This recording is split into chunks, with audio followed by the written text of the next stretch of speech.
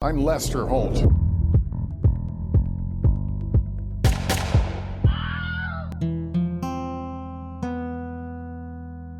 Howdy, Holtheads. Kurt Money here, alongside my co-host, Kateline. And we are here with another Vault ep for you during the summer rerun season. We got another shorty. I found another good shorty, I think. Before I get your thoughts, I'm going to read the IMDb. And then after I read the IMDb, I've got a disclaimer to share for the audience. The Kate already knows what the disclaimer is. Okay, this is actually from the Cock. A woman and her dogs disappear from her home. Now, I sent this to Kate. I said, this is the ep we're doing, okay?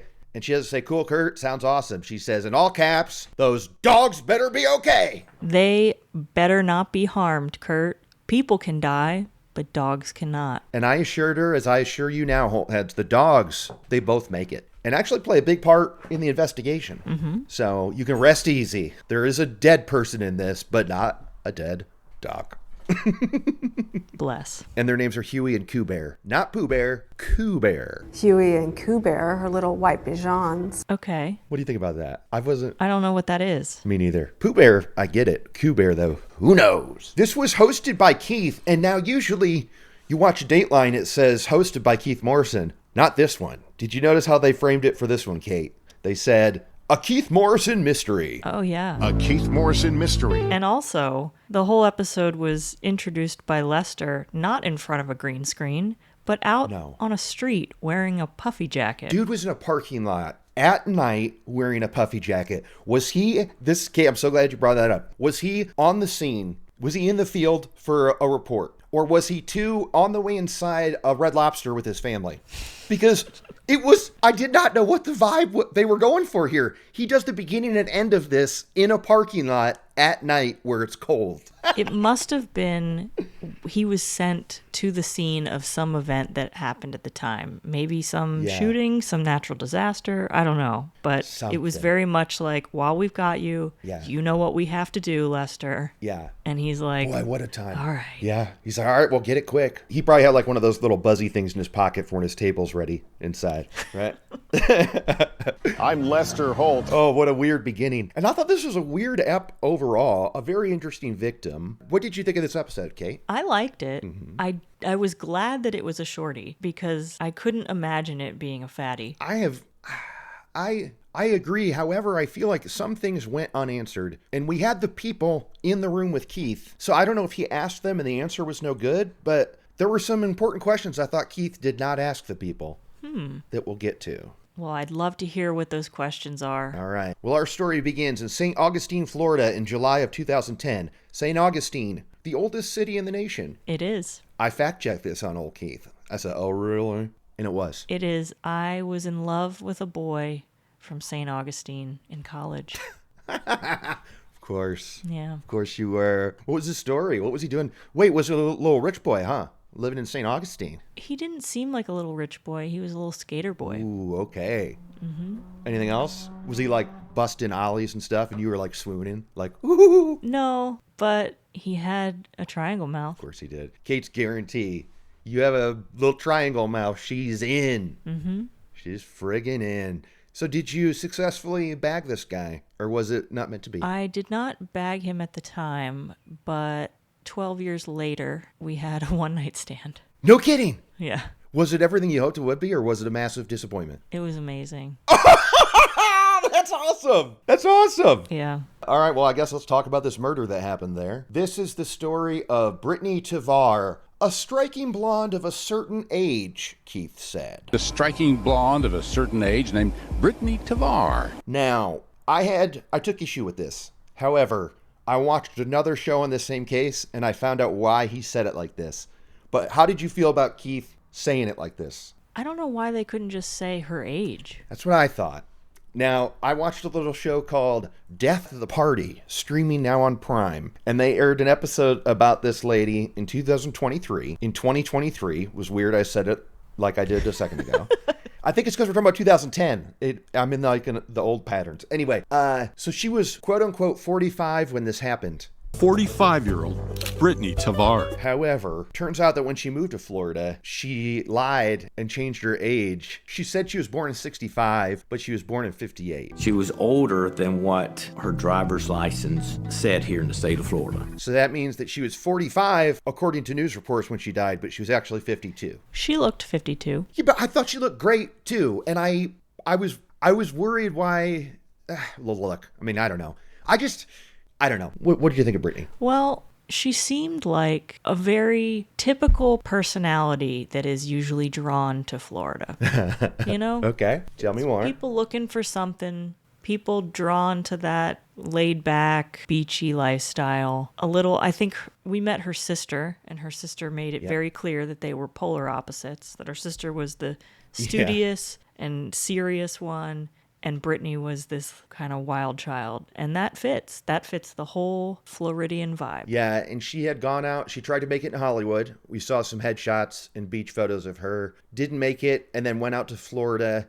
And they kind of skirt over it, but some real family money in here. Yes. Her parents, I found out, bought her that house. Yeah, well, Keith said she came into some money. Well, family money is what she came into. But she had some family money. And actually, the other show told me the trust that was funding her brother had control of because she was not good with finances. That makes sense. Also makes sense when you hear about what she was getting up to work-wise. I was like, I've heard of these kind of jobs before.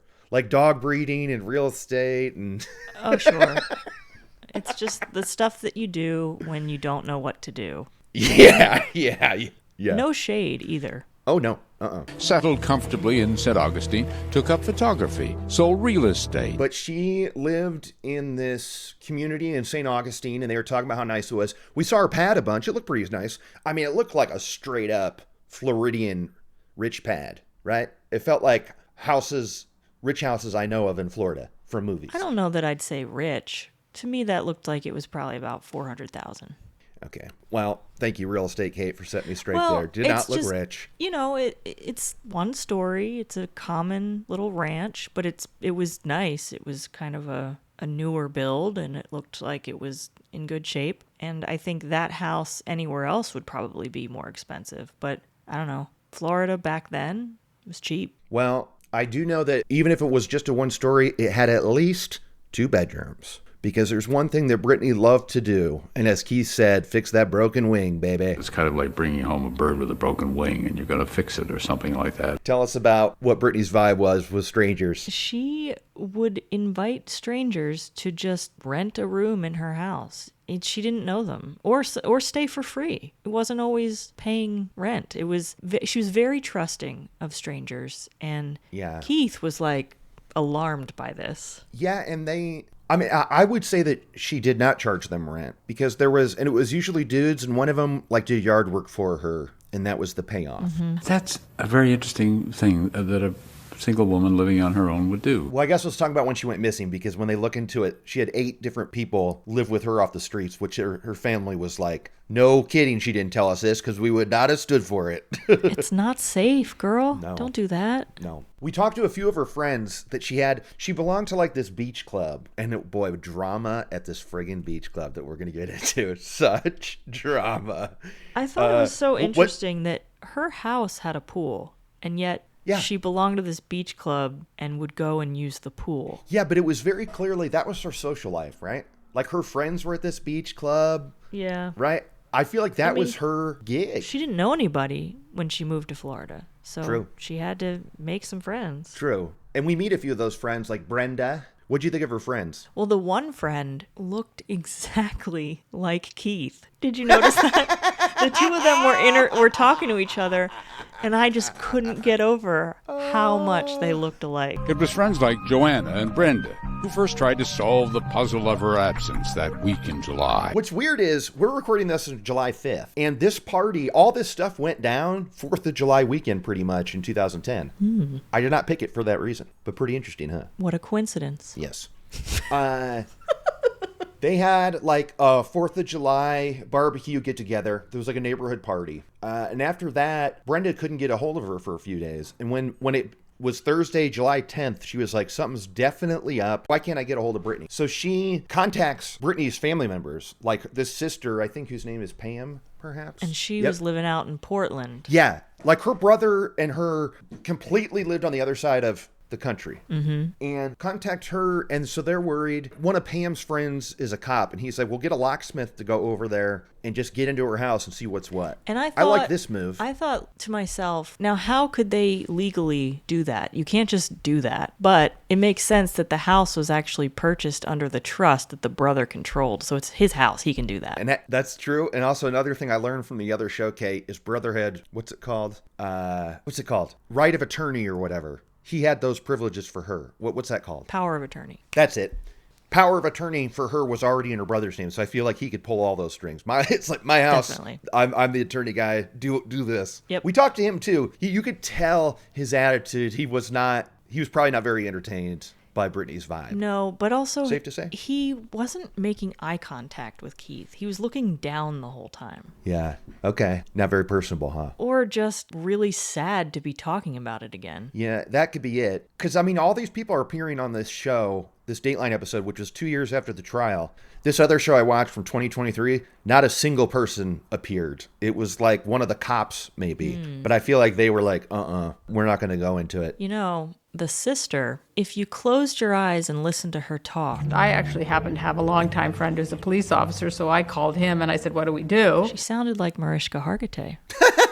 Okay. While I'm editing this, I'm going to do that. I'm going to shut my eyes while I'm listening to her because I can't picture it in my mind's eye right now. But and then put them side by side. Okay. Yeah, it was a nice date. Where's Munch? Banged in sick. Such a hypochondriac. How many times has he had anthrax this week? I really liked the sister. I kind of liked her frames. The middle bar in her frame was interesting. But yeah, she was sweet. And they handled this pretty good because they ran into the usual nonsense from the cops. And Dateline loves to beat us over the head with that as much as they can. Hey, a woman can just get up and go. Okay, that's what they can do. No law against a grown woman taking off without telling anyone. And they were like, yeah, she may have taken her dogs, but she left her cats. And she would not get up and go and abandon her cats. Yeah, and the way that they talk about this in damn near at least every other Dateline we watch is that cops are just flooded with false alarms. I need one documentary about these false alarms, okay? I need numbers because I'm so tired of hearing this and I don't have anything to justify it other than them saying it happens all the time. Give me 3 people and let me talk to them about they decided to just leave and then they came back and it was a false alarm. Give me something, right? Yeah. And especially when it's smaller jurisdictions. I could see how in a major city you'd have missing persons all the time that end up not being. Yeah. But in a small town or a small city, come on. Yeah. That's a good point. It could happen in a big city, but when you're in this private little beach town and it's a lady who just went to the beach club every day, it's I would just love some real hard facts on that. Putting that out there for any dinguses that want to get my good graces. Okay. Give us some of that info. Maybe I'll take that title away. But they go inside. The dogs, Huey and Coo Bear, are gone. Cats are still there. And there's a door cracked for the cats to go in and out of outside. I know there are outdoor cats. Shout out to NDG. She loves her some outdoor cats. Recently made an outdoor cat her indoor cat. I don't know about cats partying with both, though. I feel like they're one or the other. Is it weird to have cats that have like a revolving door to go outside when they want? No, but why did they need the locksmith if there was an open door in the back? Well, there was a stick in it so that it couldn't be opened more than a sliver. Ah, okay. It was a cat-sized opening. Another fact I learned from that other show, which that's about all they brought to the table, but they were things I wanted to know. What the hell did Keith mean by certain age? Okay, asked and answered. 45-year-old. And also, why couldn't they get in if a door was open? There you go. The glass sliding door was left cracked open with a stick so it couldn't be slid any further open because she had cats that would come and go. But they go in there, cats are still there, so like, what's going on here? AC was blasting. The cold air, not Andrew Canning on the TV. Yeah, and her friend said she would have never left the AC blasting. Yeah. Too cheap, I guess. But I don't know, she's not paying for it. Yeah. Hey, maybe she's just like energy conscious or something. Maybe. You know what I mean? Footprints and whatnot. What else was weird is something Okay, another thing they noticed was the house was too clean. Now, this is like a sideways burn on Brittany, just a little, that they were like, it looked too clean in there. She was a little unorganized, but the house was very clean. And Kate, I guarantee, if that would happen to me, if something happened to me and they came over to the cave and it was spotless, they'd go, he's dead. Something happened to Kurt Money. What's going on? At first, if the cops came in and saw your place how it normally is, they'd think, he's dead. Because it would look like a crime scene. But then if it was clean, they would say the same thing. So either way, Kurt Money's dead. Yeah. God, somebody would have to be here to go, no, this was normal. Mm-hmm. He doesn't have windows yet, okay? That's not like a weird thing, that he has boards on his windows. When are you getting those windows? Who knows, man? I got to get hot water first, okay? There are just things in order of stuff, and windows is kind of at the bottom of the list. But anyway, this is about Brittany, damn it. Cops can't do anything, of course, no law against women leaving. They hire a PI, and I liked this wording. They hired a PI to find stuff to make the cops have to pay attention. Mm-hmm. It wasn't like PI solved this for us. It was like, find something that on paper the cops cannot say no to, which I thought was a good move. It's smart, for sure, because otherwise this might be a cold case. Yeah, and so now the family's doing their digging, and this is when they find out that she had 8 homeless people living in her spare room. They helped with yard work. We find out about her most recent bird with a broken wing, Joseph Roberts. He had been staying with her at the time of her disappearance. He's also not in the house. He's nowhere to be found. We see they meet at a Barnes & Noble. Tell me about like the meet cute of Brittany and Joe. And you got to give me your thoughts on Joseph. You know I got a lot of cues about this part. Okay, so they meet at a Barnes & Noble. I don't remember it being a cute meeting, though. I'm sorry. When you meet at a bookstore and then you end up moving in with one of them, that's a meet cute by my book. Come on. I guess. Well, she was very excited to show him off to her friends. And why is that? So she brought him to the beach club, and it was because everybody thought he was just so hot. And he's 26. Mm-hmm. So he's a lot younger than Brittany and her friends. Yeah. And they made a point of saying that he told them that he doesn't like women his own age because they're immature. And into one-night stands and stuff. He thought the girls were really shallow his age, that they just wanted to go out and have like one-night stands, and he didn't want to be involved in relationships like that. But then Brittany said later that it's not romantic, it's not sexual, he's too young, he's like... He's into Megan Fox, he said. He's into Megan Fox. He's into younger girls. So it's like, well, which is it? Yeah. I mean, when I heard the bit about how he doesn't like women his age because he finds them like, they don't want anything long lasting, I was like, this dude is so mid-con right now on these poor women, and it's working every step of the way, because the way that he got Brittany was she wanted help with one of her businesses. And she's like, oh, I need a website. Can you help me out with that? And this guy, being a smart con artist, was like, I know everything there is to know about computers. Arguably, he probably didn't know dick. No. Because, spoiler alert, he doesn't make anything for her on the computer. But that was clearly his way in. She had to buy him a computer. Yes. He didn't even have one. Yeah, she bought him clothes, bought him a computer, and Keith had a real problem with this. He stayed in the master bedroom. He stayed in the master bedroom? Where did she stay? But Brenda was like, look, she liked the sound of the fountain in her pool, so she stayed in the other room. Now, let's not gloss over this. One, did you think he was good looking? Kurt? He wasn't my style, but I could see where they're coming from. I could not get past the absolutely filthy, disgusting fingernails.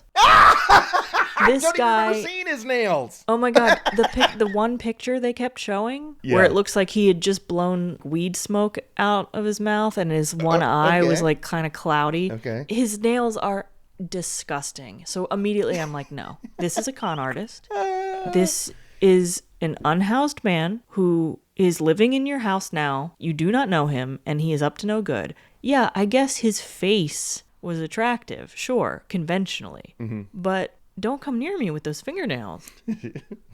Hey, but you know what? That's one of the things that Brittany probably wanted to fix, right? Unclear if it was ever fixed. True.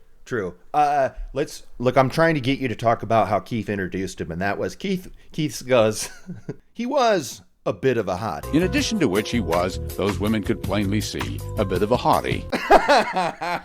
No, he wasn't, Keith. No, he wasn't. A bit of a hottie. I loved it. We never got a body shot. Well, we did at that party. Now here's, oh no, okay, this I also got from that other show. We keep seeing a picture of him talking to her friends and everybody's blurred out but him. We see him there in a classic white guy outfit, like cargo shorts, untucked polo shirt, flip-flops. Kate is over to this oohing and on. She's going, tell me more. Disgusting. Get out of here. We see that picture. Interestingly, that's the 4th of July party that they were at the day before she went missing. Wow. Okay? And this is going to potentially blow your mind. How long do you think he was staying at her place? Because we hear about how, no, they made jokes about how they were sleeping together. No. He's into Megan Fox type. How long do you think that they were in cahoots, partying up at the Brittany pad? You could tell me it was like a week, or you could tell me it was 3 years, and I'd believe either one. Yeah, it was 2 weeks, bro. Yeah. It was just 2 weeks. You don't know him. You don't know him. Yeah. That really bums me out, too, how all this unfolds. It's like, this all went down in 2 weeks. Mm-hmm. Like, yeah, it's just crazy that 2 weeks and already she's like bringing him. In that time, she brought him down to the pool, was showing him off and stuff. I feel bad. He was clearly putting on the moves. Brittany and Joe only knew each other for 2 weeks. This was interesting. This is a good thing that, I mean, could make someone's list perhaps, but Keith says, so they do a little digging on her social life. Is there anybody here that would want to hurt her? Anyone here that would want to harm her in any way? Now, in every single other episode of Dateline, the answer is a resounding no. Mm-hmm. How often do we hear, no, she was an angel? But not with Brittany. We hear what? There were people that probably wanted her. Was there anyone here in St. Augustine who might want to harm Brittany? And the answer was a resounding yes. Yeah, a friend of hers. They had a scuffle. Ann Lydon. This woman. Her name is Ann Lydon. Keith makes a point to say that actually this woman, Ann, might have wanted her dead. Yep. And we talked to her. Shots fired. Yeah. Oh, yeah. And Ann is on cam. Mm-hmm. I mean, Keith is chatting up Ann. This I loved. I love that Ann did this. That she was like, I might look bad, but I need to clear my name. Yeah, and like the way that she was introduced is Keith says like there were people that wanted to hurt her. And then we cut to Ann saying she wanted to get in your business. She was a real busybody. And then Keith goes, like, if it sounds like she wasn't crazy about her, it's true. But they used to be friends. I was like, damn, this was an intro. This was a fucking intro. You couldn't get away from her for a while. No, she's a busybody. And if Ann doesn't speak very kindly of Brittany now, you have to understand it was very different at the beginning. So we talked to her, and they met somewhere, and they had bonded over, they wanted to breed their dogs together. Right. Their little Bichon or whatever. And we talked to Ann, it's like she wanted to breed her with one of mine. Then they were friendly enough to become partners in a little dog breeding venture. She wanted to breed Huey with one of mine. That fell through for some reason. And then a friend of Ann's started dating Brittany. Brittany is our main character here. And the guy had moved in with Brittany. Apparently this was in between lodgers. Moved in to her pad. They get in a fight. They fought over something stupid. And Brittany kicks him out. Now this other guy wanted to get his stuff out of Brittany's house. And Brittany said, you come alone or you don't come at all. But who does this mystery man bring over as his backup? Ann and Ann's husband. Yeah. A whole goon squad. They all come over and Brittany is obviously pissed. And next thing you know, Brittany's like punching Ann or something. She's wanting them out of her house and she's demanding they leave. And Keith says, hey, there's two sides to every story. But they get into an argument. But this is agreed upon. Brittany hit her over the head with a wine bottle, straddled her over the chest, and started choking Brittany's the aggressor here. And she admits it in a police report. That it's not like this is he said, she said. It's right. This is what happened. Because Brittany called the cops afterwards. Not Ann, not the lady that got hit with the wine bottle and stuff. Oh boy, I don't know. I'm not trying to pick sides here. But I don't know. Brenda's like, look, if you don't want somebody in your home, you can ask them to leave. Absolutely. Brittany said, don't come in the house. And they came in. And Brittany's not here to defend the wine bottle move.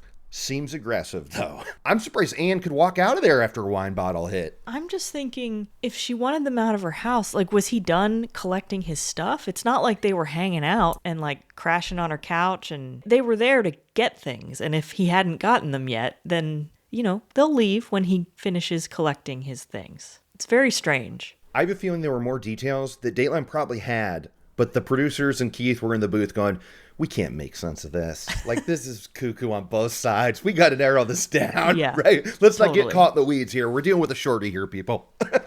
You're right. You're right. But yeah, they get in a fight and Brittany presses charges. And then the next move, and Keith says this is weird that this happened, but Anne decides to join the beach club that Brittany belongs to. This was my problem, Kate. I needed Keith to ask her why. Oh, yeah. This was not the only beach club in St. Augustine, Florida. Can we agree on that? Certainly not. And maybe it was the nicest and the most local to where Anne was living, but Anne knows that Brittany is there all the time. Hates her. It's a recipe for disaster, especially when there's a police report and stuff. Exactly. And like Brittany is told she can't be like within, I don't know if it's a restraining order, but she's not supposed to be around Anne. Brittany was sentenced to probation, anger management classes, community service, and a 1-year order to stay away from Ann Lydon. And then Anne joins the beach club that she belongs to. Anne is married and stuff. I mean, maybe their life was also very insular as well, but I get why Brittany's bumming. This is her hood. This is her stomping grounds. And her arch nemesis joins it, I would say, on purpose to piss me off. On purpose. I'm kind of with Brittany here that this seems like Anne is poking the bear. Am I right? Yeah. I'm curious to know if Anne also has a pool at her house. Hey, good cue. She probably friggin' does. But I don't know why Keith didn't ask her. Because that's a big... I'm like, why would you do that, Anne? Why? At least I could imagine Keith saying, were there no other beach clubs? You know? Yeah. Not straight up asking her, but inferring it. But no, nothing. Yeah. And I feel like Anne would have answered in a good way because when Brittany goes missing, Anne is number one on the list. Everybody's like, well, Anne probably did it because here's the thing. Oh, wait, we gotta keep talking about this beach resort. Sorry. Back it up, Kurt. Anne and her husband joined the beach club. This mortifies Brittany. She's seeing it at the pool every day. Friggin' hates it. They're in the hot tub when she wants to get in there. All of a sudden, here they show up in the hot tub all the time. Brittany accuses Anne of keying her car. What do you think? Did that happen? Probably. Anne seemed like a rascal, huh? Well, I could see her. Brittany did hit her over the head with a wine bottle. Fair point. So because of this, Brittany's getting scared and she's scared for her life and she starts recording. She brings a camera with her every day. Now, this is a classic sign for those of us that watch Fear Thy Knaves. Anytime you introduce a security camera to anything, it's like, this is nothing but trouble. Mm-hmm. This is absolutely nothing but trouble. Nothing but trouble. She brings a camera every day and has it like in her face. And one day, Anne is sick of it, comes over to the camera, knocks it in the water. I might have done the same thing, Kurt. I know, me too. I feel like I would 1,000% be guilty of something like this. Like if the Paps were always around me or somebody I had a beef with. The Paps, yeah. Kurt Money, they want that exclusive. They're getting you coming off the plane at LAX. Kurt Money, yep. Over here. Yep. Me and the missus both got big sunglasses on. Leave us alone. The idea that someone's filming me the whole time would piss the hell out of me. And I don't know, I don't blame Anne for not getting into the water. But this is all Brittany needs. Now it's court time. Mm-hmm. Like she's putting a case together now. This had happened within the 2 weeks that this new lodger was with her. The bit of a hottie, Joe Roberts. And it's not a trial, but it's a court date to make an appearance. Yeah, and so Brittany's like putting her case together, and part of that is a DVD she once made of all this footage that she's recorded. And this is what Joe Roberts was going to help her with. This is what he promised. And God, was I dying for one single shot of this footage. I know. What's up? We didn't see it. Maybe they couldn't find it. Like maybe Joe Roberts took the laptop with him? Maybe. That's interesting. Okay, but so she's been recording and she wants all this on a DVD. And, we can't reveal that part yet. Okay, here we go. So this court date is for the day after this party and stuff. This is July 7th, 2010. She is going to... It's like they've got a court date in the morning and Anne's there ready to fight. Say like, look, she was pissing me off, okay? Like she even tells Keith, like, she was running her mouth saying I was going to hurt her or something. I was just sick of it. I was kind of like, well, Anne, I appreciate the honesty. Mm-hmm. She pushed my buttons. She went around telling the whole neighborhood, everybody, I'm scared for my life. So Anne's ready. But Brittany does not show up. No. Not at all. And this should have been sign number one that this wasn't just, hey, a woman can leave if she wants. Yeah. Right?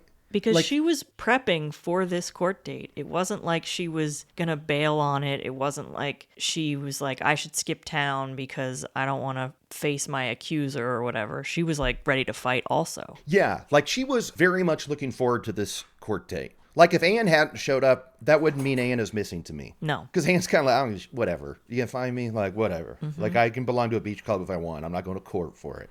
But Brittany's not there. And so that's when she goes missing. And this is when people assume that Ann had something to do with it. And I guess if you look at it on the surface, it's like, hey, day of her court appearance, she's missing. Ann probably had her whacked or something. Right. And we're talking to a lady that covered the story. She's part of this whole thing. Is she had the crime beat of St. Augustine. She was kind of funny sometimes. But she was very young. Very young. And you could tell sometimes in her answers later, which is say stuff like, but the keys were locked with the car. Like, she had kind of like a laughy attitude about some stuff. The keys had been locked inside of it, actually. So Keith is like, so were you suspected? And she's like, yes, of course I was. And she's talking about, Anna's talking about how like helicopters are at her house, like newspapers, reporters at her window. But she wasn't really mad about it. She got it. She was like, I know I'd be the suspect. We're in a legal dispute, obviously. Yeah, and she says, yeah, the cops talked to me, but they just asked me if I knew where she was. And I said no, and they said, got it. And they were gone. It's like, it wasn't like she was interrogated. This was another thing I wanted more on, is that one, we see a little security footage of Brittany the night before. And she's getting gas at a gas station on her own accord and then leaves. Like, that's the last sighting of Brittany, right? The night before she disappears, she's getting gas and stuff. And this is when Keith says, and during that window, after she got gas and when she was Mr. Court Date, Ann had an unassailable alibi. Between the time that video was recorded on July 6th and court the next morning, it turned out Ann Lydon had an unassailable alibi. They didn't say what it was. What was it then? What was so unassailable? Because if you're going to say her husband said she was home, dude. That doesn't count. That's not an alibi? Certainly not unassailable, my man. But they didn't tell us. Kurt, yeah. I want to do something unexpected right now. Uh-oh. What up? I would like to... We have a case here of B-roll. You busted. Say what? Hit the theme, future Kurt. Busted. Let's hear it. When they were talking about Brittany filling up her car, they showed that surveillance footage, but then they also showed B-roll that they had shot, and they used this a few times in this episode. Okay. Now, we know... Kate, that Brittany drove a blue Toyota RAV4. But the car that they keep showing us in their B-roll is a Subaru. What? Really? Yep. Oh, so like the security footage was the RAV4, but the car they were showing us was straight up Dateline just shooting a Sub that looked like a RAV4. Yeah, it was probably a blue Subaru. Wow. You see the Subaru logo all over the place. And they show it a bunch of times because the car comes into play further down the line, and they keep using it. Wow, Kate. Now I'm kind of bummed I'm not doing a video of this one. Now, that's good stuff, dude. I didn't catch that one bit. Yep. Wow. I thought you were going to say, this wasn't a B-roll you busted. They were doing some... Now, look, this was 2016. It was way too late in the game for Dateline to be doing this, but we know that they take a while to catch up with, like, styles of graphics, is they're doing a classic picture separation business. And where they're, to show that Brittany disappeared, they'll show a picture of her, and then poof, she's not there anymore. Right? And Classic. now, look, that's the easiest thing in the world these days, especially with generative AI. But I could tell, as soon as they faded the picture, I was like, well, I'm pausing on here because I know what I'm about to see. Clone stamp remnants, like duplicates of stuff right next to each other. Here's some Photoshop jokes for people. Nice. Love the clone stamp. It got blurry in the middle. I was like, been there, dudes. But I mean, that's not busted. That's just more like I feel you. But that freaking car one, you busted. Okay, so this is when the PI has another great idea, because the cops, they don't have anything at this point. They're still thinking it's not on us yet. And the cops say, okay, if we can't find Brittany, let's find those dogs. Another good move. Smart. Another good move. If they couldn't find Brittany, maybe somehow they could find her dogs. But they don't actually find them. Someone else finds them for them. That's true. You know what? The cops don't really do dick all in this episode. No. Everything falls into their lap. Things just happen for them. Yeah. So a couple up in South Carolina. Yeah. Or North Carolina. No, South Carolina. It was Columbia, South Carolina. They see these dogs on the side of the road, no collars. But they call it in, and luckily, Brittany had her dogs chipped. So they scan them, and they come up property of Brittany. Now, this seems like I might be nitpicking, but her dogs were found separately. They were. And that's what was so impressive. and thankful that they had microchips because that's how they connected them. Because they might have been found in different states or something. But we see news footage of a couple talking about how it looked like a bunny or something. Remember that? We're talking to the people on the side of the road. They're like, we didn't know what it was. A call came in, and what do you know? Tiny white dog. It looked like a rabbit at first. I don't think Keith knew about microchips because he was like, now how could they connect these dogs to St. Augustine, Florida? Yeah, he did. All right, Keith. He was acting like that. What if they had told him they put a bolo out? His mind would have exploded, bro. Microchip? Bolo? Oh, God. He really did act like, what sorcery got them together?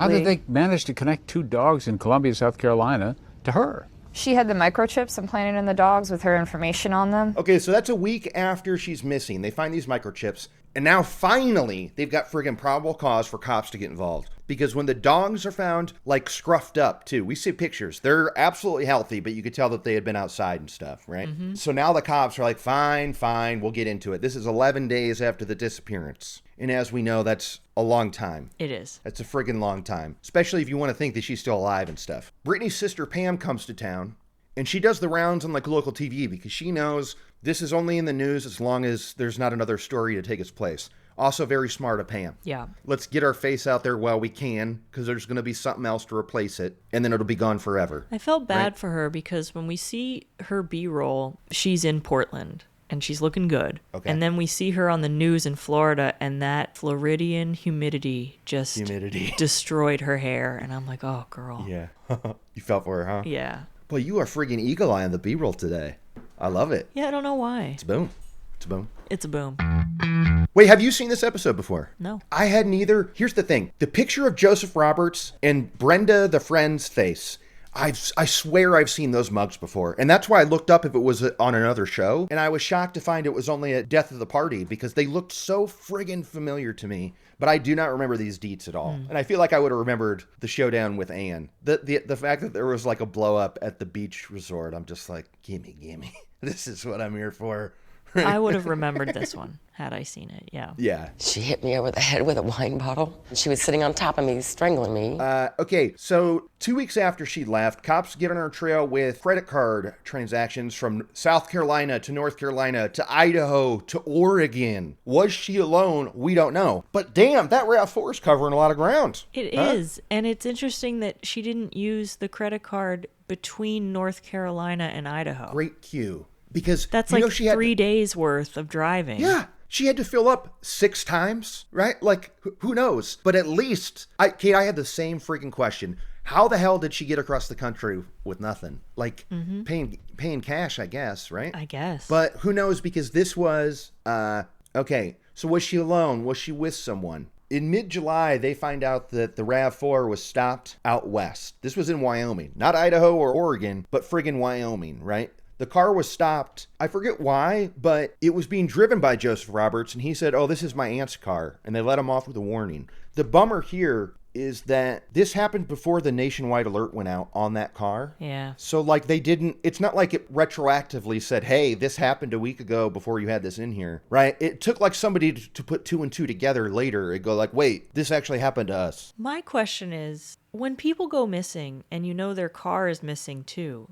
doesn't that go out on a bolo like day of? Like immediately? Why did it take a couple weeks for them to start looking for this car? Well, we know why. I mean, it's the classic, a woman can leave if she wants, unfortunately. I think that's what it was. It's so frustrating. If they had bought it that day and put that in the system, yeah, I mean, I'm with you. It's annoying as hell. It took 11 days of her being nowhere, her credit card getting used by other people. Because also, I forgot to mention, we see footage, security cam footage, of Joe Roberts walking into a Walmart in Oregon to buy a tent and clothes, right? Yeah. And again, no Brittany to be seen, okay? He's planning to go off grid. Now we've got a nationwide alert out for her car. This is 2 weeks after. U.S. Marshals and FBI are involved. They want to know more about this 26-year-old Joseph Roberts. And we find out a little background on this guy. Why don't you give us a scoop on old Joe Roberts, Kate? Well, he he has a rap sheet, right? Well, I don't know if it's rap sheet, but I'm trying to say this politely. He was like a transient. He was a drifter and stuff, and he would bounce from couches. He was doing this kind of thing where he rooms with a nice lady elsewhere. Yes. And he was known to cops at different points. He wasn't on the up and up, let's say. He might have been a bit of a hottie, but he was not on the up and up. A bit of a hottie. We learn just prior to meeting Brittany, Joe had worked at a gas station called like Kangaroo Gas or something. And there he had a job and he made it clear, he slept in his car for one. And this was in the other show. The boss of that place let him stay with her at first too, while he was working there. And then he gets kicked out of there. And that's when the coworker Cheryl says, you can crash on my couch. And in return, you can babysit my kid for me. Cheryl. Not a smart choice. And we meet Cheryl. And I like Cheryl. And I liked her. She didn't really have anything nice to say about Joe. That it started out fine, but then it went bad. Yeah. Yeah, because she had 2 kids at home. And I did like how she was like, he was a little pretty boy. I was more threatening. People were more scared of me than him. And I was like, Cheryl, I want to hang with you, girl. Totally. And Joe got in her face one night. Yeah, because he's sleeping on her couch. And at first he's looking for jobs and stuff. And then all of a sudden he's not. And he said he wasn't a drug user. He beat it. But now he's back on the drugs. Mm-hmm. He's not showering, right? And so he gets in Cheryl's face. And what happens? She does not back down. She gets right back in his face. And she's like, Joe, I swear to God, if you do anything, I will destroy you. Yep. Yeah. And I believed her. I just looked at him with a dead stare and I was like, Joe, I swear to God, if you hit me, I will take you down. That was awesome. There was a bunch of warnings about Joe too. I mean, look, you knew the second the cold open of this episode started that Joe Roberts did it, right? You see that shot of Joe? I knew as soon as I saw the fingernails. Oh, the fingernails.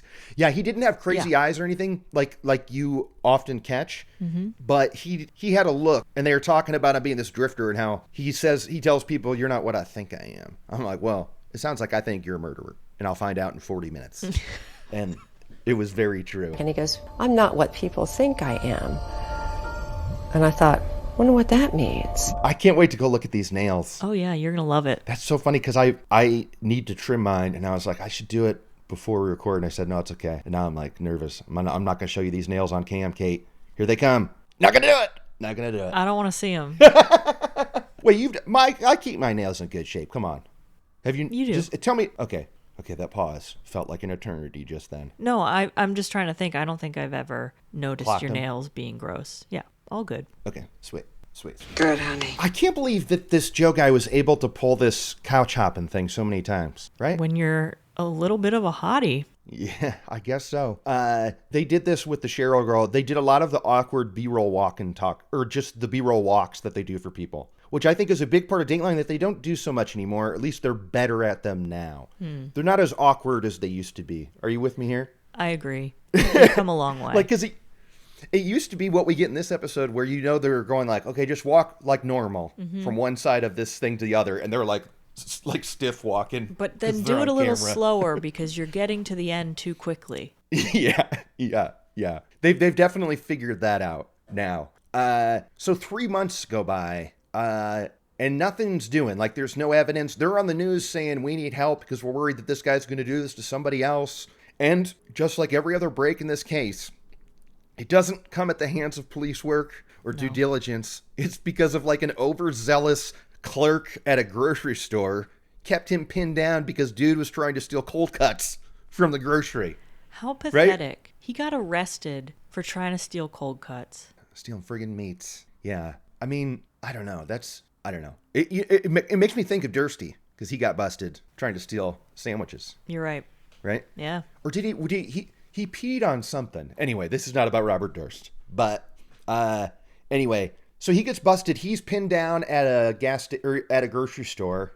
And this is when he gets in the system. And it's like, okay, now we've got this guy. And then around that same time. Oh, and also this was at a grocery store in Seattle. Okay? Wyoming, Idaho, Oregon, Seattle. These are all literally the furthest away from Florida as you can get. This is top left stuff. Right? Top left. I mean, you can't get any further away. I don't know. It was also funny that do you think that part of Pam, the sister, was like, I flew all the way to St. Augustine and dude came to my hood. Totally. She lived in Oregon. Totally. I thought that too. When the credit card usage popped up in Oregon, I was like, oh man, right in her back door. Yeah. Backyard? Yep. Backyard. Sure. So now he's in lockup and we're seeing footage of him locked up and we actually get the full scoop. We find out what happened that morning and it's pretty easy to put together. He and Brittany got into it. She woke up early the morning of her court case and woke him up very angry that something wasn't done correctly or he didn't do it at all. And she is trying to get his lazy ass out of bed. She's like, "This, you did not do this presentation right." Like she's yelling at him because I can tell you this, he didn't make that DVD. He didn't make the DVD and he's asleep. And she's like, get your ass up. We have like 20 minutes to get to court. You didn't do what you said you were going to do. And he's like, bitch, stop nagging me. Yeah. And so he got a hammer and beat her to death. Now, there's more deets I found out from the other show. One, he said, and I hit her too many times, but she wasn't dead yet. So then he got a butcher's knife and slit her throat. Dateline left that out. Yes, they did. So he went to the kitchen and grabbed a knife and came back and cut her throat at that time. And then he tried to hide her body in the attic, but he couldn't do it. He couldn't lift it. So he put her in the car, and no one saw this. Nope. And, you know, when you beat someone to death with a hammer and then slit your throat, you're thinking it's going to be a lot of blood. Yeah. There was no blood at the crime scene. Well, because he did a cleanup, apparently, and apparently a damn good job. He must have, but did the cops not even spray any kind of luminol to see? I know that they said it smelled like bleach when they went in there. Okay. Apart from that, nothing was wrong except for a strong smell of bleach. But see, that's again a deep from the other show, and that should have been a red flag in itself, because you already heard that she's not a clean person. Right. And you smell bleach. Bleach is what crime scenes smell like the day after. Almost exclusively. Unless the body's still in there, it's going to smell like bleach because the killer tried to clean up. So spray that Right? luminol. See what you got. And they didn't do that. No, they did not. Couldn't get body into attic, and then tried to bury her on his road trip. Couldn't do that either. This guy just failed at everything. He can't burn a DVD. He can't put a body in an attic. He can't dig a hole deep enough to put a body in because of the roots of the tree or whatever. And so he just dumped her in the woods somewhere, and he gives them directions to it, and they find the body. They do. They do find the body. And he gets May 2014, he pleads guilty to second-degree murder because he had said I'm not guilty of first-degree murder. I mean, I guess, right? Because it's like he didn't plan it. He just lashed out at her when he was half asleep and felt he was being nagged. That's, I guess, his argument. The direct quote from like his statement was, "She was bugging me about something." So you kill her. Yeah, and that's why like I get that it was second-degree murder because he didn't plan on it. But that's part of his game here if things go sideways. Like, he's living a con in there. Yeah. One, I guarantee you he didn't know how to burn a DVD. And this is what I want to talk about for a second, Kate, is there was a era there where it was a real skill to make a DVD of something. And it was harder than it ever needed to be. Can you agree with me there? I do agree. There's always reading errors, bullshit. It takes longer. Like, there's so many different steps you have to do, and it's very different on a PC and a Mac. Like, it's annoying as hell. I remember these days. It was harder than it needed to be. You know who I had make all of my DVDs in college? Who? That boy from St. Augustine. Shut up! Yeah. Are you He serious? had a whole rig, so people would go to him if they needed DVDs. I mean, look, it was kind of like a superpower back in the day. If you could be making some DVDs quick, I was definitely there. He also did the menus, and he would personalize them. Of course. You would tell him what you wanted. Same. It was cool. Mm-hmm. That's so funny. I would do that too. And a show I worked on, Movie Mob, we had to make DVDs for a Bond special. And I was like, don't worry, I'll watch all the Bond films and make clips of all the movies and put it on a DVD for you. I was like assistant editor at this time. They were like, okay, do whatever you want to do. And I was like, I'm already on it. And on the menu for him, I had said like, vote for 30 Rock for an Emmy or something. And they were like, this is just going to confuse them. But I was like, but 30 Rock deserves to get Outstanding Comedy Series. And I had to redo them. But anyway, so I'm with you. I was making some personalized DVD menus. I was in that game big time. But I guarantee like this guy would not have been able to turn it around quick anyway. No. Like especially in 2010, it took a while to burn that DVD. And you know they had to compress the footage and stuff. I feel terrible for Brittany that she was conned in this way because she was like, it's going to be fine. I'm going to have a DVD to play. And it's like, no, he doesn't know what he's doing. You're screwed. What, are you going to bring the camera and give it to the judge? Like, I get why she was flipping on. Oh, yeah, totally. It was her whole defense. It was her whole, yeah. It was everything she was going to use. It was her proof because we know without proof with these neighbors versus neighbors things, she said thing. Okay, so he pleads guilty and he gets 30 years. He'll be out in 2040. So he'll be around her age when she died and he'll get out. What do you think? He's going to turn his life around? No. Do you remember DVD Studio Pro? Did you use that? Oh, yeah. Yeah. Holler. Okay. And remember Roxio? They did burning software. No, but I used Toast a lot. Toast! Roxio may have made Toast. Toast Titanium. 6. Boom. Loved it. Loved it, Kate. Now you're bringing it back. Oh, I was burning deep. I mean, I've got hundreds and hundreds and hundreds of DVDs I burned. I was big in that game. And I still do it with the blues. Don't even worry about it. All right, on that insane flex, I think it's time for those lists. What do you got? Kate's unnamed list. Well, this episode takes place in Florida. Straight up. And we got a blue Toyota RAV4. Oh, yeah. Car Kate, 2-2. Mm-hmm. And a Subaru, if you want to count it. Yeah, that's true. And that's about it. On to Kurt's Kick-Ass List. Kick-Ass List. We were so close to Signs of a Strug, like 3 times. Never happened.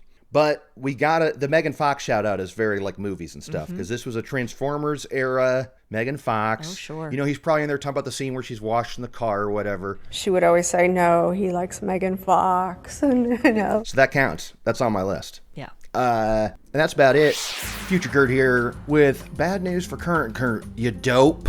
You missed a puzzle piece. Friends like Joanna and Brenda, who first tried to solve the puzzle of her absence that week in July. I mean, this is a big one. After all the guff you've given current Kate about missing puzzle pieces, dude, it's wild that now that it's on your list, you completely missed it. Keith said puzzle. You busted. Busted. Back to the show. Is there anything else, Kate, that you would like to discuss about this episode, The Stranger? No. All right, we'll tune in next week for another Vault ep, no doubt. Hey, they did the Koberger verdict won't happen because dude took a deal, and we were laughing that Dateline was probably V-bummed. Oh, yeah. That it's like, oh, man. Like, so that episode might be around the corner, to be honest. Ugh. That update might be sooner than we think. Yeah, I know. I just think I don't want to talk about that again. Okay, and on that note, I'm Kurt Bunny. I'm Kateline. I'm Lester Holt. For all of us, I'm Lester Holt. Good night. A bit of a hottie.